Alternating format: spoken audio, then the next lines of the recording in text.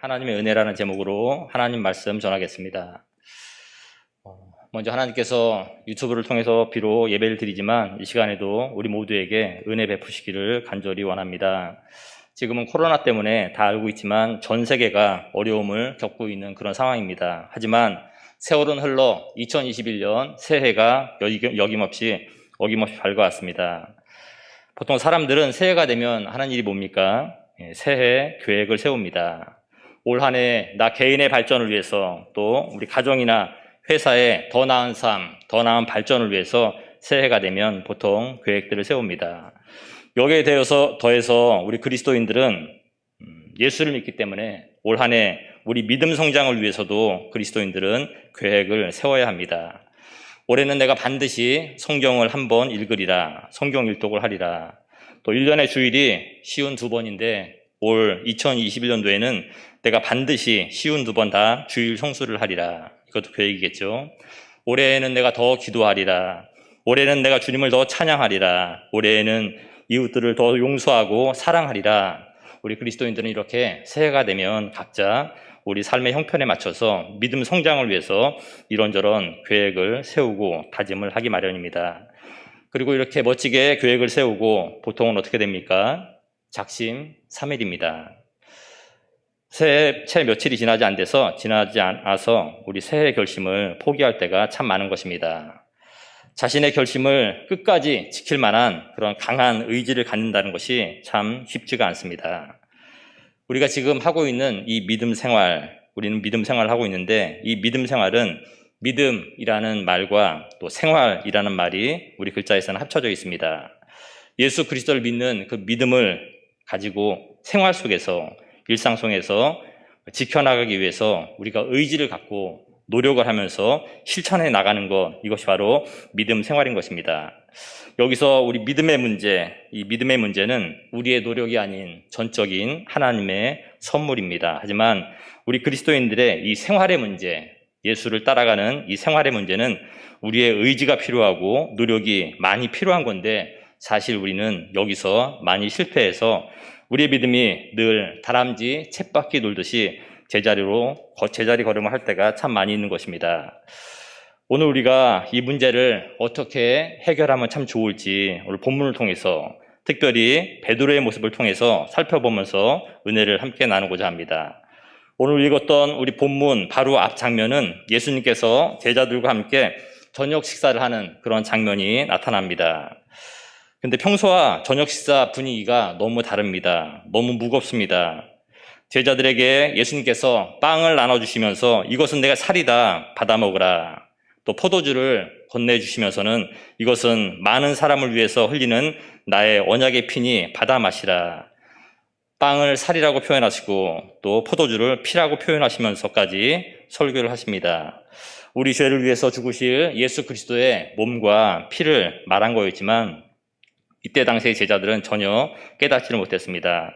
이렇게 제자들과 저녁을 다 마치시고 예수님은 제자들을 데리고 감람산으로 가십니다. 그리고 진짜 거기서 정말 심각한 말씀을 전하십니다. 우리 영상을 통해서 다 함께 27절 말씀을 함께 읽겠습니다. 시작. 예수께서 제자들에게 이르시되 너희가 다 너를 버리리라. 이는 기록된 바 내가 목자를 치리니 양들이 흩어지리라 하였음이니라. 아멘. 제자들이 예수님을 배신할 거다라는 청천벽력 같은 그런 말씀을 하고 있습니다. 예수님께서 이렇게 말씀하셨지만 가장 성격이 급한 베드로는 펄쩍 뛰죠. 그렇지 않습니다 라고 대답합니다. 우리 29절 말씀도 영상을 통해서 함께 읽겠습니다. 시작. 베드로가 여짜오되 다 버릴지라도 나는 그리하지 않겠나이다. 아멘. 다른 사람들이 다 예수님을 버린다고 해도 자기만은 절대 버리지 않겠다는 다짐을 굳게 맹세합니다. 예수님께서 그냥 보통 사람이었다면 그냥 빈말이라도 제자가 자기를 위해서 이렇게 말해주면 참 고마워했을 것 같습니다. 하지만 예수님은 그냥 보통 사람이 아니라 모든 것을 알고 계시는 전능하신 하나님이시기 때문에 베드로를 위해서라도 정확한 팩트, 사실을 베드로에게 말해주고 있습니다. 우리 30절 말씀도 영상을 통해서 함께 읽겠습니다. 시작. 예수께서 이르시되 내가 진실로 내게 이르노니 오늘 이 밤 닭이 2번 울기 전에 내가 3번 나를 부인하리라. 아멘.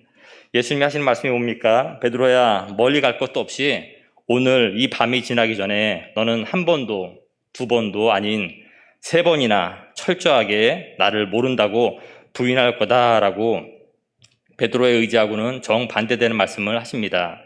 베드로도 더 강하게 말하죠. 내가 예수님 때문에 죽는 한이 있어도 주님을 부인하는 일은 결코 없을 겁니다 라고 장담을 합니다.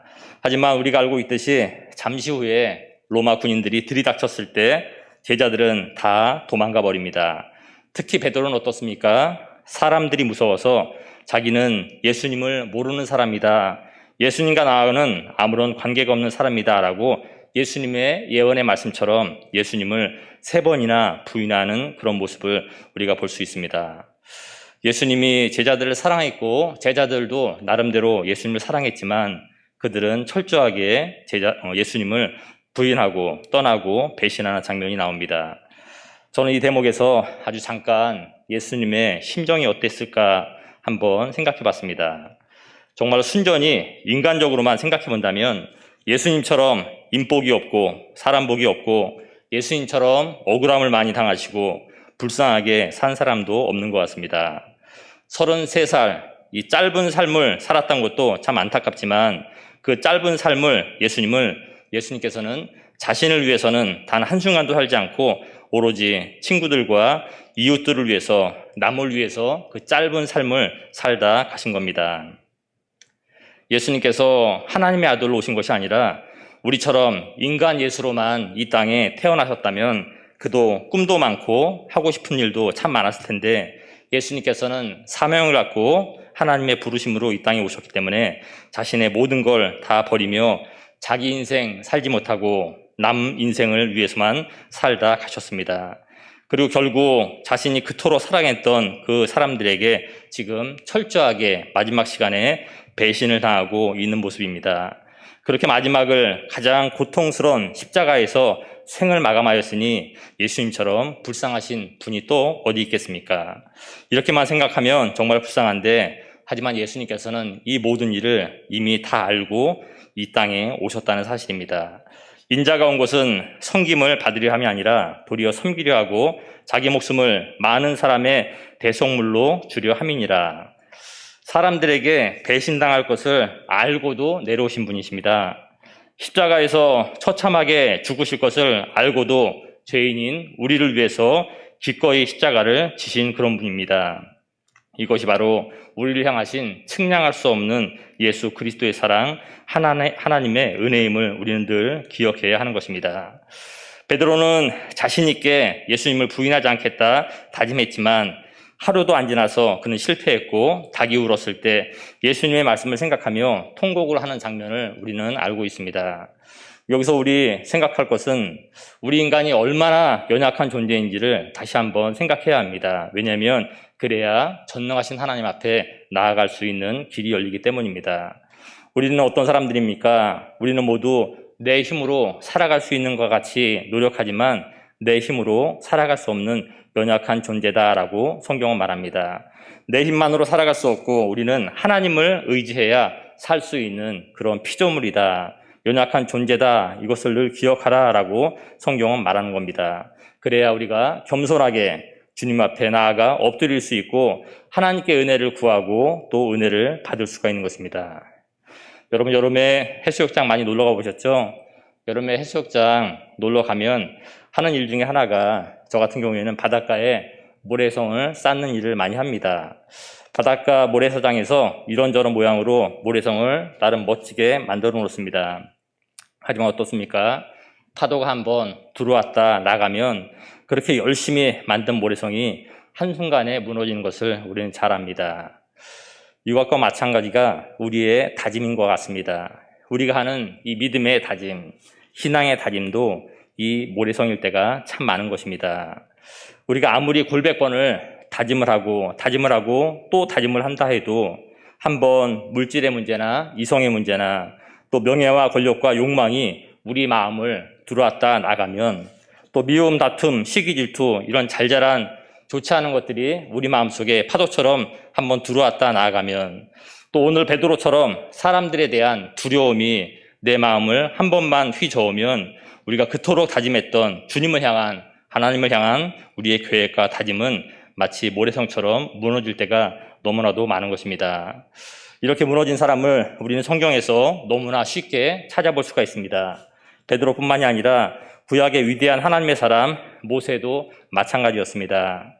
애굽의 왕자로 살던 그 40살, 40살의 혈기왕성한 모세도 자기 자신만 굳게 믿으며 40살을 살았습니다. 하나님을 믿고는 있었지만 하나님을 의지하지는 않았고 자신의 권력, 자신의 체력, 자신의 지력을 의지하면서 살았던 사람입니다. 내 이 두 손으로 우리 히브리 민족을 내가 애굽의 노예에서 해방시키리라 라고 결심을 했지만 그 모세의 결심도 오늘 베드로의 그런 다짐하고 비슷하게 곧바로 실패해버립니다. 모세는 왕자의 위치에서 하루아침에 살인자가 돼 또 그날로 미디안 광야로 도망가서 거기서 40년을 숨어 산 것을 우리가 알고 있습니다. 이제 나이 80, 모세의 꿈도 소망도 희망도 의지와 결심도 다 빠져나간 80세 노인 모세가 되었을 때 하나님은 그때 비로소 모세를 만나주셨고 모세가 40년 전 40살에 자신의 힘만 믿고 꿈꾸었던 그 멋진 꿈을 모세의 방식대로가 아닌 하나님의 방식대로 출애굽시키는 멋진 하나님의 은혜로 모세의 꿈을 이루어주신 사실을 우리가 알고 있습니다. 우리가 알 수 있는 것, 하나님의 어리석음이 사람보다 지혜롭다는 겁니다. 하나님의 약하심이 우리보다 사람보다 강하다는 이 사실을 늘 기억해야 됩니다. 모세는 약했고 베드로도 약하고 우리도 약하지만 하나님, 우리가 믿는 전능한 하나님은 늘 강하신 하나님이십니다. 아브라함도 모세도 또 다윗도 베드로도 인간은 다 누구나 넘어질 수밖에 없는 그런 상한 갈대와 같고 꺼져가는 심지와 같은 그런 약한 존재들입니다. 하지만 그들에게는, 우리에게는 전능하신 하나님께서 함께 계십니다. 우리는 실패했지만, 그들은 실패했지만 하나님의 은혜가 그들을 다시 일으켰고 그들의 믿음을 든든하게 세워 놓으셨습니다. 우리도 마찬가지입니다. 우리도 우리 자신을 믿으며 살아가면 언제나 실패하기 마련입니다. 우리는 우리 자신을 믿는 것이 아니라 하나님의 은혜를 믿고 구하면 하나님께서 우리를 도우시고 우리를 지키시고 우리를 세우시고 승리케 하신다고 약속하셨습니다. 그래서 우리에게, 특별히 연약한 우리들에게 언제나 필요한 것은 하나님의 은혜가 절대적으로 필요한 것입니다. 여러분들 연 많이 날려보셨습니까? 하늘 높이 올라가는 연 날리기를 한번 생각해 보세요. 연은 스스로 높은 하늘로 올라갈 수 없습니다. 뭐가 있어야 됩니까? 바람이 힘차게 불어야 바람을 타고 올라갈 수 있는 것이 연입니다. 우리의 다짐, 우리의 결심이 높이 올라간 연이라면 이 하나님의 은혜는 연을 높은 하늘로 멋지게 올려주는 바람과도 같은 그런 존재가 바로 하나님이십니다. 우리에게 계획이 필요하고 또 새해 결심과 다짐이 필요한 것이 분명하지만 하나님의 은혜의 바람이 우리에게 불어와야 비로소 우리 믿음의 연이 높이 올라가서 하나님을 위해서 우리의 믿음을 사용할 수가 있는 것입니다. 복음성가의 가사처럼 우리는 정말 은혜 아니면 살아갈 수가 없는 존재입니다. 하나님의 계획을 우리가 다 알 수 없기 때문에 현재의 고난과 어려움에 우리는 힘들어하고 지쳐가지만 우리가 엎드려서 하나님의 은혜를 구한다면 하나님은 우리가 이 어두운 터널을 쉬지 않고 걸어갈 수 있는 힘을 주셔서 반드시 이 터널을 빠져나갈 수 있도록 우리를 도우시는 하나님이심을 믿습니다. 이렇게 하나님께서는 오늘 2021년 1월 13일 수요일 저녁 바로 지금 이 시간까지 우리의 발걸음을 인도하신 좋으신 하나님이십니다. 사무엘의 하나님, 에베네셀의 하나님, 오늘 여기까지 저와 여러분들을 인도해 주신 그 은혜의 하나님께서 올 한 해도 우리를 더 좋은 길로 인도해 주시고 더 나아가 우리의 모든 장래에도 우리의 가정과 일터를 평안과 승리로 인도해 주시기를 우리 주님의 이름으로 축원합니다. 아멘. 이제 예수님께서는 제자들과 함께 겟세마네 동산으로 올라가셔서 그 유명한 겟세마네 기도를 하시는데 우리는 여기서 또 진정한 인간이셨던 예수님의 모습을 보게 됩니다. 우리 영상을 통해서 다 함께 34절 말씀을 함께 읽겠습니다. 시작. 말씀하시되 내 마음이 심히 고민하여 죽게 되었으니 너희는 여기 머물러 깨어 있으라 하시고. 아멘. 지금 예수님께서 기도를 하셔야 되는데 그때 당시에 예수님의 심정이 내 마음이 심히 고민하여 죽게 되었다. 다른 말로 예수님의 마음이 너무 괴로워서 죽을 지경이라는 그런 심경을 토로하고 있습니다. 또한 세상에 의지할 사람 한 명도 없기 때문에 예수님은 오직 하늘에 계신 하나님 아버지께 지금 기도를 하고 계시는 것입니다. 우리 이어서 36절도 영상을 통해서 함께 읽겠습니다. 시작. 이르시되 아빠 아버지여 아버지께는 모든 것이 가능하오니 이 잔을 내게서 옮기시옵소서. 그러나 나의 원대로 마시옵고 아버지의 원대로 하옵소서 하시고. 아멘. 예수님께서는 언제나 이 하나님 아버지의 뜻대로만 살았던 하나님의 착한 아드님이셨습니다. 그리고 예수님은 언제나 남들을 위해서 기도하셨지 자기 자신을 위해서 기도하지 않았습니다. 그런데 이번에는 그 무거운 십자가의 잔을 치워달라고 예수님이 자기 자신만을 위해서 지금 기도할 정도로 힘든 상태입니다. 그런데 어떻게 했죠? 하나님은 그 예수님의 기도를 듣지 않았습니다. 왜 그랬을까요? 우리가 알듯이 피 흘림이 없이는 죄 용서가 없기 때문에 예수님의 십자가의 보혈이 아니고서는 인간을 구원할 다른 방법이 없기 때문에 결국 예수님은 우리 죄를 대신 지시고 십자가에 죽은 겁니다. 예수님 정말 이처럼 우리에게 모든 사랑을, 모든 것을, 목숨까지도 다 우리에게 쏟아 부어주셨습니다.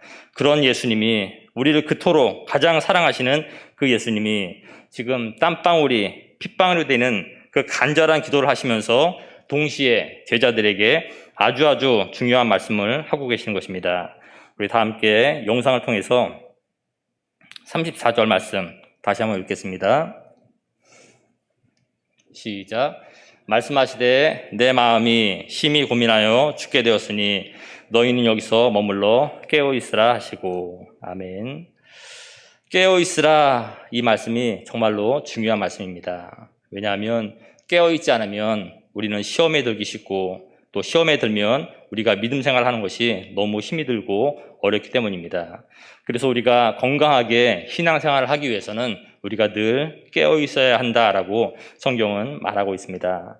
그렇다면 우리가 깨어 있다라는 것이 과연 무엇일까? 잠 안 자고 24시간 깨어 있다, 이게 아닌 것은 우리가 너무나도 잘 압니다. 이 깨어 있다, 예수님께서 말씀하신 깨어 있으라, 이 말이 과연 무엇일까? 우리 다 함께 영상을 통해서 38절을 읽겠습니다. 38절입니다. 시작. 시험에 들지 않게 있어 기도하라. 마음에는 원이로되 육신이 약하도다 하시고. 아멘. 시험에 들지 않게 깨어 있어 기도하라.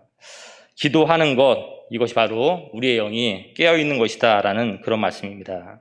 성경에는 이런 말씀이 참 많이 나옵니다. 그 중에서도 골로새서 말씀에 기도를 계속하고 기도에 감사함으로 깨어 있으라 라고 말씀하고 있습니다.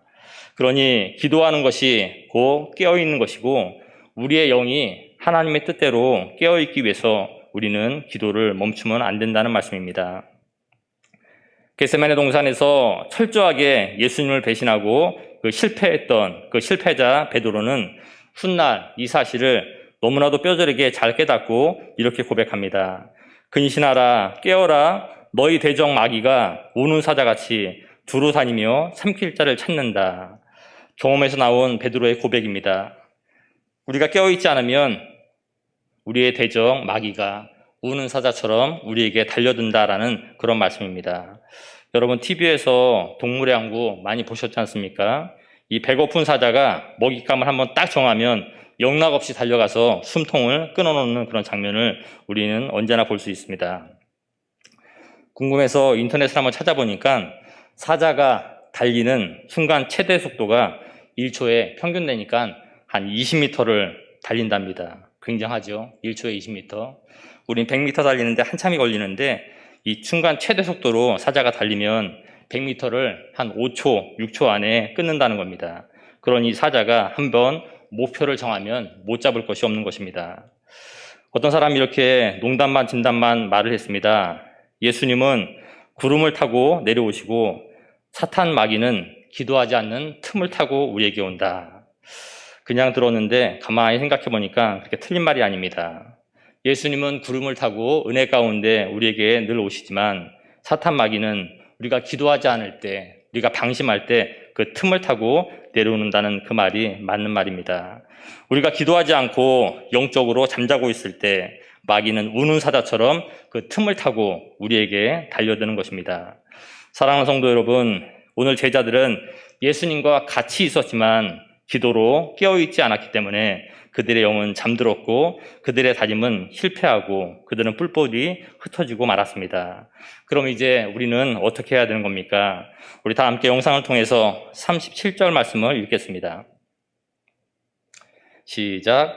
돌아오사 제자들이 자는 것을 보시고 베드로에게 말씀하시되 시몬아 자느냐 내가 1시간도 깨어 있을 수 없더냐. 아멘. 예수님께서 베드로에게 하신 말씀, 베드로야 너가 나를 위해서 단 1시간도 깨어있지를 못하는구나 라고 책망조로 말씀하셨습니다.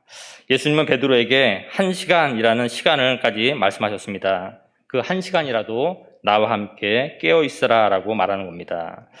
따라서 올 한 해 우리도 하나님께 이런 은혜를 구했으면 좋을 것 같습니다. 하나님, 내가 올 한 해는 하루에 적어도 1시간 이상은 하나님을 위해서 내 시간을 투자할 수 있도록, 내 시간을 사용할 수 있도록 그런 은혜, 그런 믿음을 나에게 주세요. 이렇게 기도하면 하나님께서 우리에게 그런 은혜를 주실 겁니다.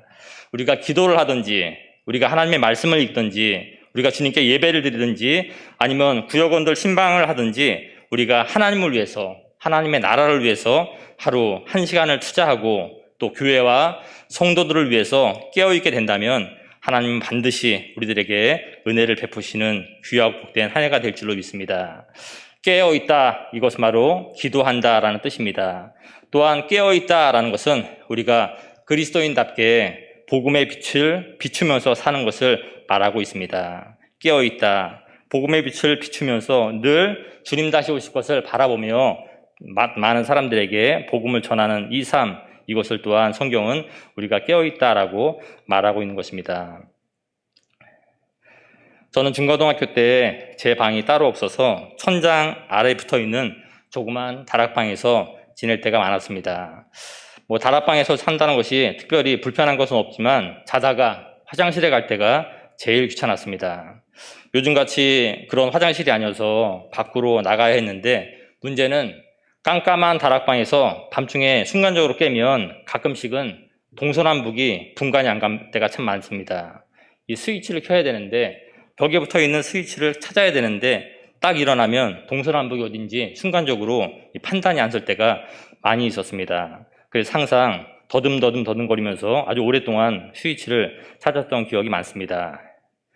어느 날도 밤중에 일어나서 불을 켜야 되는데 그날은 내가 무슨 확신이 들었는지 왼쪽에 스위치가 있다는 이 생각이 들어서 무릎으로 1번, 2번, 한 3번쯤 기어갔는데 한 3번째쯤 기어갈 때 그대로 다락 계단으로 거꾸로 꼬꾸라지면서 안방, 방바닥까지 머리가 부딪힌 적이 있습니다. 잠에서 깬 지 채 10초도 되지 않았던 그런 상황에서 벌어진 일이라서 이 아픈 건 둘째치고 정신이 하나도 없었던 그런 기억이 있습니다. 저는 이 빛의 소중함, 어둠을 밝히는 이 빛의 소중함을 그때 조금은 느꼈습니다. 빗줄기 하나 없는 정말 깜깜한 어둠 속에서는 길을 찾을 수도 없고 아무것도 할 수가 없는 그런 상태입니다. 출애굽 때 10가지 재앙 중에서 하나님은 어둠을 재앙으로 내릴 정도로 빛이 없는 어둠은 우리에게 재앙인 것입니다. 그런데 성경은 이 세상을 영적인 흑암으로 가득한 그런 세상이다라고 말하고 있습니다. 그래서 요한복음에서는 예수님이 오신 이유를 이렇게 표현합니다. 흑암의 땅에 복음의 빛을 비추기 오셨다라고 표현하고 있습니다. 흑암에 앉은 백성이 큰 빛을 보았고 사망의 땅과 그늘에 앉은 자들에게 빛이었도다. 예수 그리스도를 이 어두운 땅을 밝히는 구원의 빛, 복음의 빛, 여호와의 빛으로 성경은 말하고 있습니다. 그런데 빛이었는데 어둠이 깨닫지 못했다라고 또한 성경은 말하고 있습니다. 예수님께서 복음의 빛, 구원의 빛을 비추셨는데도 사람들이 깨닫지 못하고 그대로 영적인 흑암 속에서 살아가고 있는 것입니다. 그래서 성경은 지금을 살고 있는 우리들에게 말합니다. 일어나라, 빛을 발하라. 이는 내 빛이 이르렀고 여호와의 영광이 내 위에 임하였습니다. 라고 말씀하고 있습니다.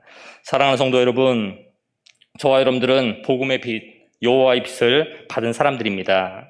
우리 안에 들어온 이 복음의 빛, 구원의 빛, 여호와의 빛, 여호와의 영광을 이제 길을 잃고 헤매이는 수많은 영혼들에게 비추어야 하는, 우리는 깨어 있어야 하는 성도들인 것입니다. 지금도 수많은 사람들이 어둠 속에서 나고 어둠 속에서 살다가 어둠 속으로 사라져 가고 있습니다. 우리는 그들에게 구원의 빛과 여호와의 빛을 비춰야 합니다. 이것이 바로 깨어있는 성도, 깨어있는 믿음, 또 하나님의 은혜를 받는 그런 성도들이 해야 할 사명인 것입니다. 하나님께서 올 한 해도 우리 모두에게 이렇게 깨어서 기도할 수 있는 은혜와 또한 영적으로 깨어서 복음의 빛을 비출 수 있는 그런 은혜를 주시기를 축원합니다. 이제 끝으로 베드로의 역전 인생을 잠깐 생각해 보겠습니다. 베드로는 마음에는 원이었지만 육신이 약해서 또 의지가 약해서 실패할 수밖에 없었습니다. 그런데 그 겟세마네 동산의 실패로 베드로의 믿음이 완전히 끝나지 않았습니다.